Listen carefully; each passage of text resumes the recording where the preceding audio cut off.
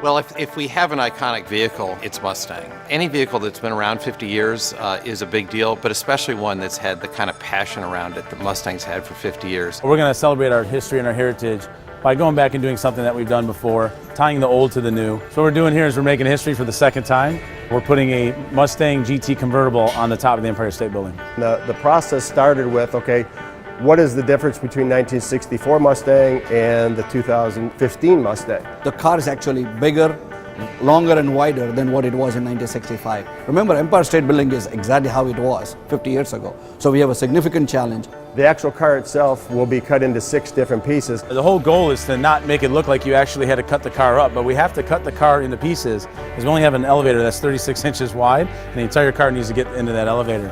As we went and took measurements, we actually built a mock-up elevator here at the shop so we can do trial runs of all the product that has to go into the elevators to get up to the top floor. So when we arrive in New York, we won't have any issues with something not quite fitting. The car comes to us, gets completely stripped out, and it goes to our paint and body shop. We've got the body shop crew margining, sectioning, and flattening the car, providing a Global Show Auto paint job. And our metal fabrication team created a subframe that will actually bolt the body of the car and the suspension of the car together. It would be very tough to determine that this car was actually coming apart. When you look at it, it's going to look like a brand new Mustang up on the 86th floor as a complete car. Slowly but surely, we kind of just doing run-throughs, making sure everything fits properly, double-checking all our measurements, because bottom line is, if it doesn't work here, we're going to be in a lot of trouble in New York. One of the other challenges that I didn't mention is we're under a 5-hour window. Once the observation deck closes, basically we have from 2 a.m.